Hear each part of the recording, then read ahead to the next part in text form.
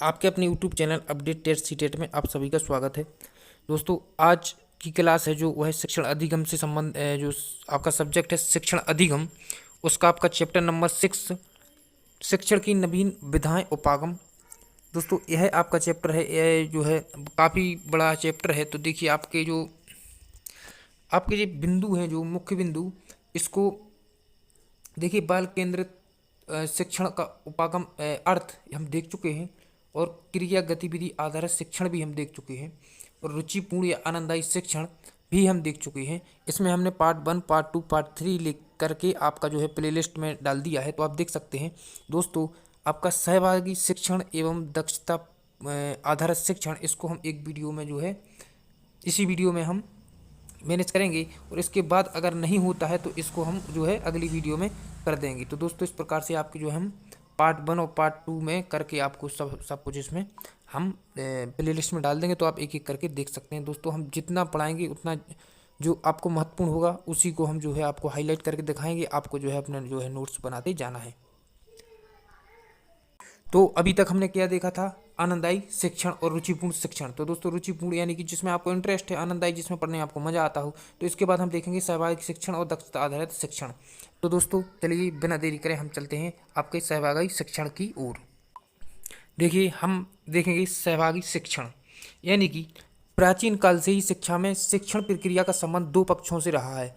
इसमें प्रथम पक्ष जो है शिक्षा प्रदान करने वाला होता है, जिसे गुरु के नाम से जानते हैं, और वर्तमान में उसको शिक्षक के नाम से जानते हैं। दोस्तों, पहले जो प्राचीन काल से जो शिक्षण प्रक्रिया हुआ करती थी, उसमें जो है अपने जो पढ़ाने वाले को गुरु कहते थे। आज के जो है समय में हम लोग शिक्षक या टीचर कहते हैं। और दूसरा पक्ष शिक्षा ग्रहण करने वाले होते थे, जिसे प्राचीन काल में शिष्य और वर्तमान काल में छात्र कहा जाता है। दोस्तों, इससे आप भली भांति परिचित होंगे। इसके बाद देखिए, हम आपसे इन दोनों पक्षों के मध्य एक ही शिक्षण जो है व्यवस्था ताने बाने को बुना जाता है। दोनों ही अनिवार्य प्रक्रिया के लिए अनिवार्य माने जाते हैं। शिक्षण प्रक्रिया को प्रभावी बनाने के लिए प्राचीन काल में शिक्षकों तथा शिक्षार्थियों के लिए विभिन्न प्रकार की आचार संहिताएं बनाई जाती हैं, जिससे कि शिक्षण प्रक्रिया प्रभावी बन सके। देखिए दोस्तों, आप चलते हैं आप जो है आगे। वर्तमान समय में इस प्रक्रिया को सहभागी शिक्षण के रूप में माना गया है। अर्थात सहभागी शिक्षण की अवधारणा का उदय हुआ है, जिसमें यह निश्चित किया गया कि शिक्षण प्रक्रिया को उपयोगी एवं प्रभावशाली बनाने के लिए शिक्षण एवं छात्र दोनों की ही सहभागिता आवश्यक है। इसके विपरीत स्थिति में शिक्षण प्रक्रिया प्रभावशाली सिद्ध नहीं होगी। इस प्रकार देखेंगे सहभागी शिक्षण का अर्थ क्या है। दोस्तों, सहभागी शिक्षण का सामान्य अर्थ शिक्षक एवं शिक्षार्थी जो है सहभागिता से लिया जाता है। शिक्षण प्रक्रिया में शिक्षार्थी की उतना ही महत्वपूर्ण है। देखिए दोस्तों, शिक्षण प्रक्रिया में शिक्षार्थी यानी कि शिक्षा लेने वाला उतना ही महत्वपूर्ण है जितना कि शिक्षक। उदाहरण के लिए, एक शिक्षक कक्षा में पूर्ण तल्लीनता से शिक्षण कार्य कर रहा है। वह छात्र से प्रश्न पूछकर श्याम पट पर लेखन करवाकर पाठ को पढ़ाकर एवं पृष्ठ पोषण प्रदान करके उसका सहयोग प्राप्त कर रहा है। इस प्रकार दोनों पक्ष शिक्षण प्रक्रिया में एक दूसरे को सहयोग दे रहे हैं। शिक्षक प्रश्न पूछता है तो छात्र उत्तर देता है, शिक्षक निर्देश देता है, छात्र पालन करता है, और शिक्षक पाठ को अपनी अच्छी तरह से समझाने के लिए गतिविधि जैसे फ्लैश कार्ड, चार्ट पेपर, एकत्रित चित्र और श्यामपट पर अभ्यास कार्य और नाटक मंचन आदि कराकर उसमें जो अपने शिक्षण को रोचक और सहभागी युक्त बनाता है। तो दोस्तों, इसका मतलब यही है कि शिक्षण जो है सहभागी का मतलब, सह का मतलब क्या होता है? साथ, और भागी का मतलब है भाग लेने वाले। जो कि आप जो कोई भी क्रिया आप कर रहे हैं, उस क्रिया में अगर किस प्रकार से जो है आपका साथ दे रहे हैं तो वह सहभागी होगा।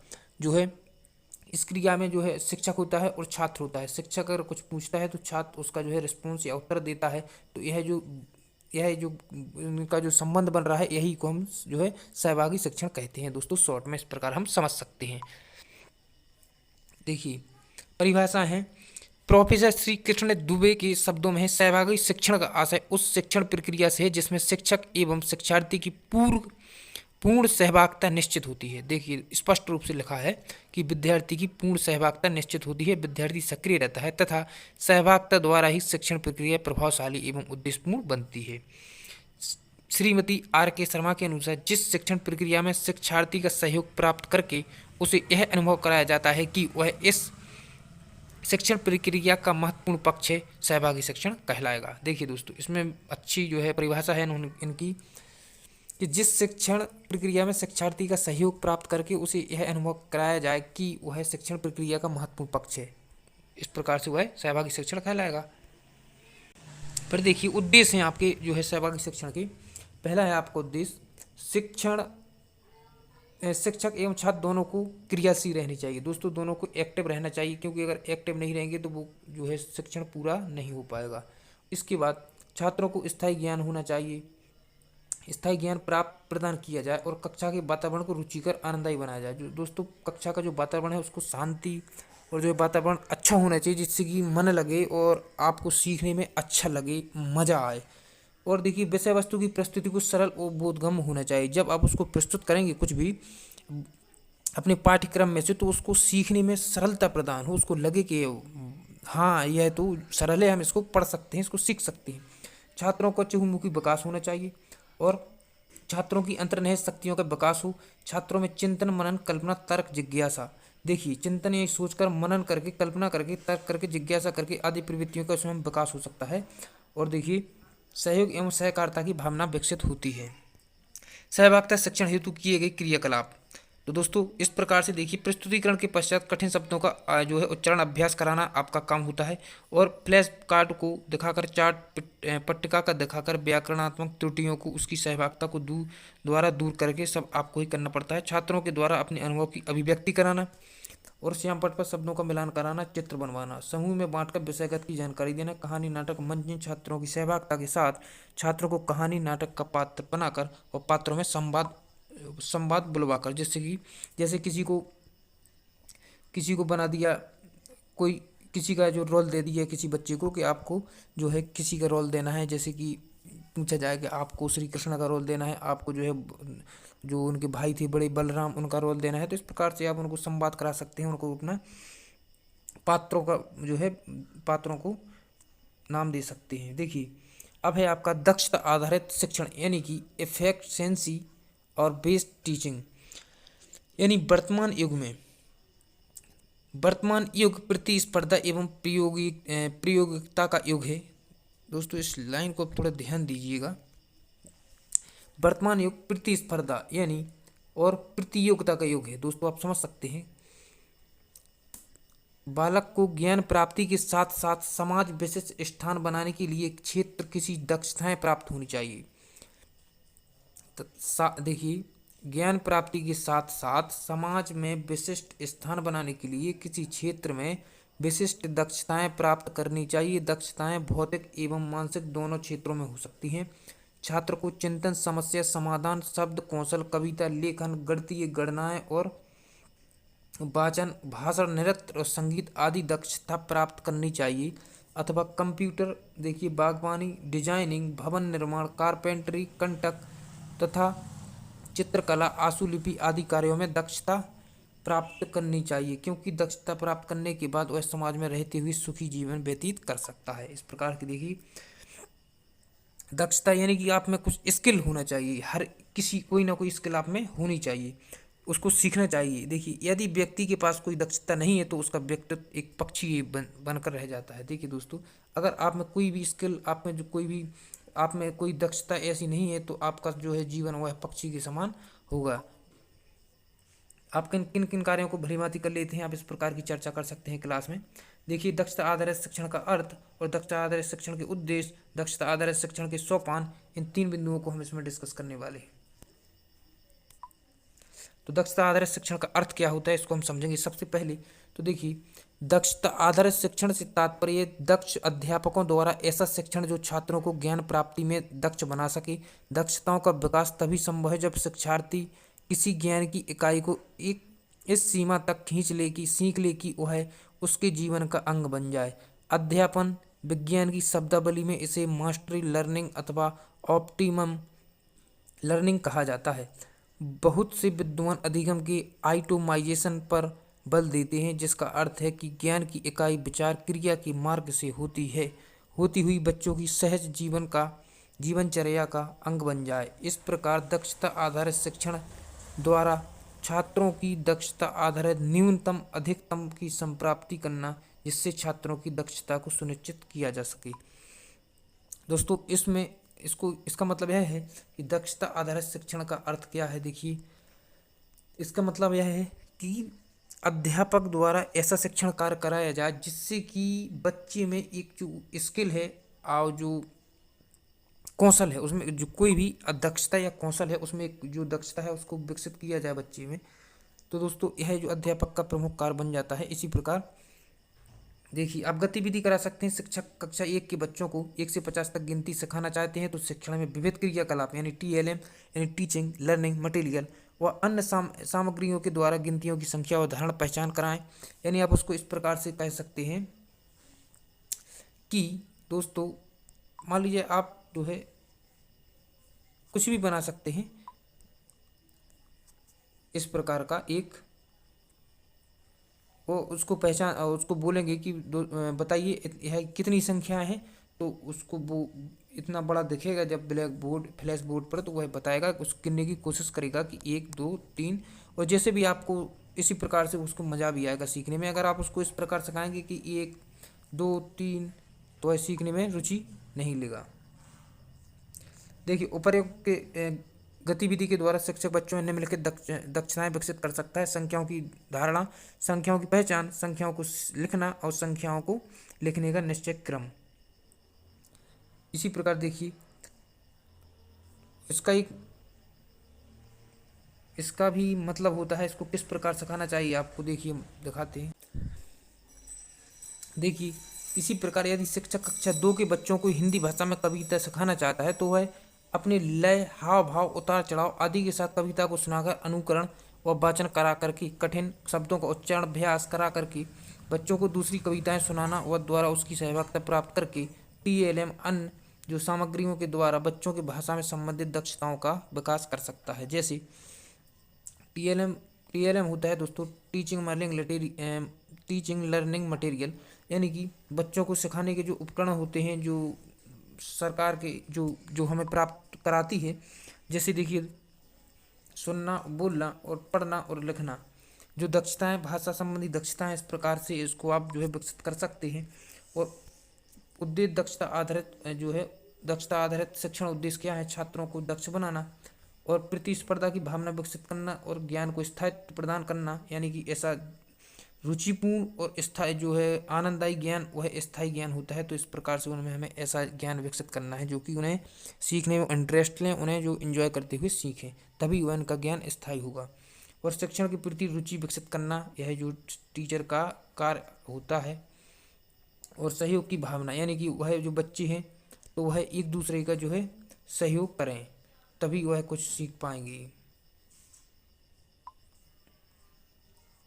और जो सोपान है दक्षता आधारित, तो दोस्तों देखिए, सोपान किस प्रकार के हैं? पूर्व तैयारी है, उद्देश्य निर्धारण, सहायक सामग्री, यानी कि आपको पूर्व तैयारी कर लेनी चाहिए जो भी आपको उसको कराना चाहते हैं। विषय वस्तु प्रस्तुतिकरण अच्छा होना चाहिए और नियम, निर्णय व समन्वयीकरण, सूचीकरण होना चाहिए। अभ्यास कार्य के मध्य की गई त्रुटियों का जो है उसको सही कराना चाहिए, आपको शुद्धिकरण और प्रयोग करके सिखाना चाहिए। इस प्रकार से आप देख सकते हैं। इसके बाद हम देखते हैं उपचारात्मक शिक्षण, यानी कि रेमेडियल टीचिंग। उपचारात्मक शिक्षण वास्तव में छात्र ने जो कुछ सीखा है उसको ध्यान में रखकर उसकी उन्नति प्राप्त करने के लिए होता है। जो उसने सीखा है उसको ध्यान में रखकर उसकी उन्नति प्राप्त करने के लिए होता है। इसके अंतर्गत शिक्षक छात्रों को अपनी कमजोरियों के क्षेत्रों में अधिक योग्यता की दिशा में अग्रसर करता है। देखिए, सबसे पहले हम आपको जो बता देते हैं कि उपचारात्मक होता क्या है। यानी कि जो है बच्चे को कोई भी समस्या है, कुछ जो है किसी भी टॉपिक में सीखने के लिए उसको समस्या है, वह वो कर नहीं पाता है, तो आपका कार्य बनता है कि उसका पता लगा कर कि उसको कहाँ पर पढ़ने में समस्या हो रही है और क्यों वह सीख नहीं पा रहा है। आपको वह पता लगाकर उसकी समस्या यानी कि उसका उपचार करना, उसका उपचार करना आपका कार्य है। यही तो उपचारात्मक शिक्षण कहलाता है, यानी कि आपको उसकी समस्या को पता लगाकर उस समस्या को दूर करना उपचारात्मक। देखिए हम बात करेंगे उपचारात्मक शिक्षण का अर्थ और परिभाषाएं, उपचारात्मक शिक्षण महत्व, और देखिए धात्मक बिंदु, उपचार शिक्षण की विधियां। तो दोस्तों हम देखेंगे आपका, देखिए शिक्षा का उद्देश्य मात्र ज्ञान प्राप्त करना ही नहीं बल्कि बच्चों का सर्वांगीण विकास करना है। वर्तमान बाल केंद्रित शिक्षण का भी एकमात्र लक्ष्य यही है कि बालकों के व्यवहार में अभिष्ट परिवर्तन परिलक्षित हो। इसके लिए आवश्यक है कि हमारा पाठ्यक्रम, पाठ्य वस्तु, शिक्षण विधियां, क्रियाकलाप और शिक्षण पाठ्य सामग्री आदि सभी कुछ बच्चों की रुचि, आयु, समझ के अनुरूप हो। देखिए इसके बाद आप देख सकते हैं विद्यालय। देखिए विद्यालय में आने वाले बच्चे रुचि, आयु, मानसिक और सामाजिक, संवेगात्मक, आर्थिक स्तर, क्षमता व दृष्टिकोण में एक दूसरे से सर्वथा भिन्न होते हैं। इस कारण से किसी कक्षा विषय में उनकी सीखने का स्तर भी जैसा नहीं रहता है। कुछ बच्चे शीघ्र ही सब कुछ सीख लेते हैं जबकि कुछ बहुत प्रयास करने पर भी अपेक्षित गति से सीखने में असमर्थ रहते हैं। सीखने की अक्षमता के कारण धीरे धीरे ये बच्चे कक्षा के अन्य बच्चों से पिछड़ते जाते हैं। उन्हें सीखने में अनेक प्रकार की कठिनाइयां महसूस होती हैं। देखिए दोस्तों वही जो हमने आपको बताया था कि उनकी कठिनाइयों को दूर करना, ऐसे ही बच्चों की कठिनाइयों को दूर करने के लिए शिक्षक उपचारात्मक शिक्षण की सहायता लेते हैं। देखिए दोस्तों बात वहीं पे पहुंच चुकी है आपकी कि उसको जो समस्या है, कठिनाई हो रही है सीखने में, वो बच्चे उस जो है शिक्षक उसका पता लगाकर उसको दूर करना उपचारात्मक शिक्षक है। आपको इतना ही दिमाग में रखना है बस।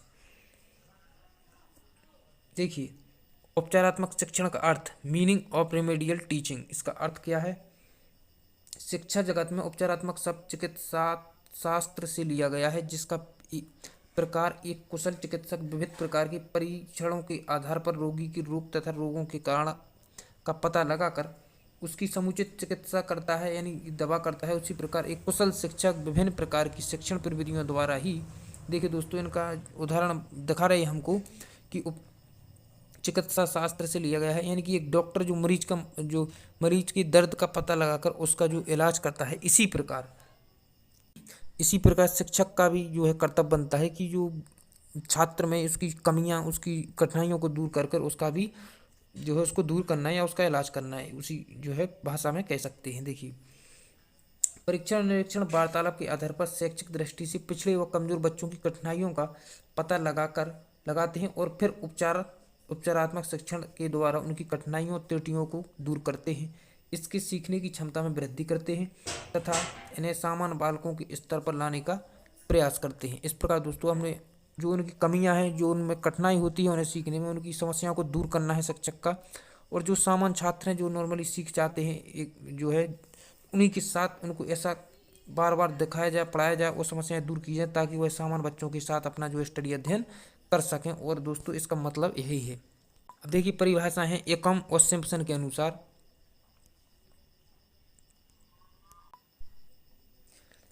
उपचारात्मक शिक्षण उस विधि को खोजने का प्रयत्न करता है। देखिए उपचारात्मक शिक्षण उस विधि को खोजने का प्रयास करता है जो छात्र को अपनी कुशलता या विचार की त्रुटियों को दूर करने में सफलता प्रदान कर सके। देखिए इसका भी मतलब यानी कि कुशलता या विचार त्रुटियों को दूर करने की। तो दोस्तों इसका मतलब यही है कि जो त्रुटि हैं और जो सीखने में कठिनाई है उसको दूर करना, बस इस चैप्टर का यही मतलब है। और ब्लेयर के अनुसार उपचारात्मक शिक्षण का प्रमुख कार्य है दोषपूर्ण अध्ययन या अध्यापन के प्रभाव को दूर करना। इसका मुख्य लक्ष्य इन दोषों व दोषों के कारण जो को खोजना या कमजोरियों का निराकरण करना ही जो है क्या कहलाता है, उपचारात्मक शिक्षण। देखिए शिक्षा शब्दकोश के अनुसार उपचारात्मक शिक्षण एक छात्र की कमी, निम्न सामान्य योग्यता के कारण नहीं और अंततः अथवा पूर्णतः दूर करने के लिए उद्दिष्ट विशेष शिक्षण है। यानी उपचारात्मक शिक्षण एक छात्र की कमी और निम्न सामान्य योग्यता के कारण अंततः पूर्णतः दूर करने के लिए जो है शिक्षण है। तो दोस्तों इस प्रकार आप समझ सकते हैं। तो इस सबसे अब देखिए उपचारात्मक शिक्षण निदानात्मक परीक्षण के बाद आता है, क्योंकि निदानात्मक परीक्षण के द्वारा ही पहले छात्रों की त्रुटियों और कठिनाइयों को, अधिगम दोषों की जानकारी प्राप्त की जाती है। दोस्तों हम आपको दिखाते हैं। देखिए निदानात्मक उपचारात्मक में अंतर क्या है। पहले हम बात करेंगे आपके निदान।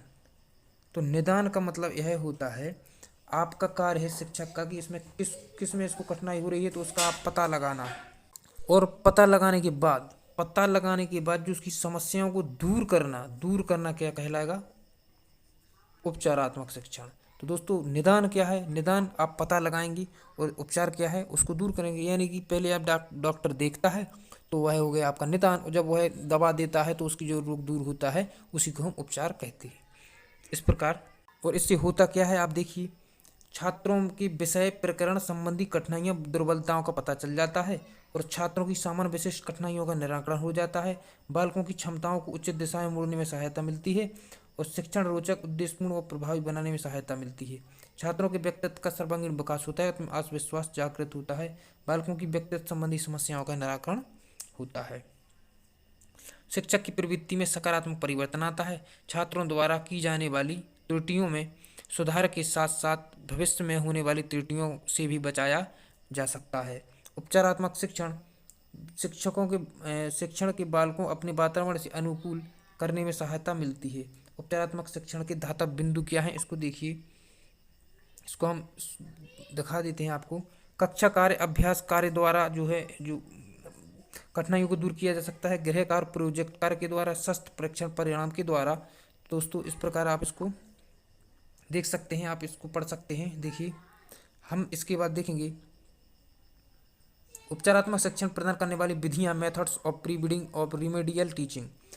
छात्रों की त्रुटियों की जानकारी होने पर उन्हें दूर करना शिक्षण का उपचारात्मक शिक्षण कार्य व्यक्तिगत सामूहिक दोनों प्रकार से कर सकते हैं। छात्रों का वर्गीकरण देखिए, सामूहिक होता है जो समूह में, और जो है व्यक्तिगत होता है एक एक करके। जो सामूहिक है इसका मतलब है एक से अधिक यानी बहुत सारी भीड़, और व्यक्तिगत मतलब है एक एक करके। इस प्रकार देखिए, कठिनाइयों को अनुसार स्तर के अभ्यास कार्य तथा क्रियाकलाप कराए जाने चाहिए। उपचारात्मक शिक्षण प्रभावी बनाने हेतु प्रकारात्मक क्रियाकलाप कैसे किए जाएं। व्यक्तिगत शिक्षण और समूह की छोटे छोटे समूह में कर सकते हैं। और क्या कर सकते हैं हम लोग, साधारण अभ्यास यानी लिखित और मौखिक, विशिष्ट कार्य और समूह चर्चा, वाद विवाद, और जो है गोष्ठियाँ, खेल विधि, गतिविधि, प्रोजेक्ट कार्य, पुनरावृत्ति, गृह कार्य, शिक्षण अधिगम सामग्री और पुस्तिका कार्य, और देखिए सहपाठी अध्ययन और समस्त जो है कार्यों का सतत मूल्यांकन कर सकते हैं। देखिए आपके इस प्रकार के प्रश्न बनेंगे। उपचारात्मक शिक्षण का अर्थ क्या होता है, उपचारात्मक शिक्षण के उद्देश्य क्या है, बच्चों को सीखने में होने वाली कठिनाइयों को शिक्षक कैसे जान सकता है, तो निदान के द्वारा। अब आता है आपका बहुकक्षा एवं बहुस्तरीय शिक्षण। इसको हम अगली वीडियो में डिस्कस कर देंगे, और जो आपका जो भी बचा होगा इसमें, जो चैप्टर नंबर 6 के सभी टॉपिक इस अगली वीडियो में समाप्त हो जाएंगे। इसके बाद हम आपका देखेंगे 7वां चैप्टर। तो दोस्तों अगर आप DLED फर्स्ट सेमेस्टर से हैं, हमारी वीडियो देखते हैं, तो सब्सक्राइब कर लीजिए, क्योंकि सभी जो है चैप्टर्स की वीडियो हम अपने चैनल पर अपलोड करने के बाद प्लेलिस्ट में डाल देते हैं, तो आप उसको देख सकते हैं। हमने सभी की प्लेलिस्ट बना दी है, आप एक एक करके सभी की वीडियो देख सकते हैं। Thank you.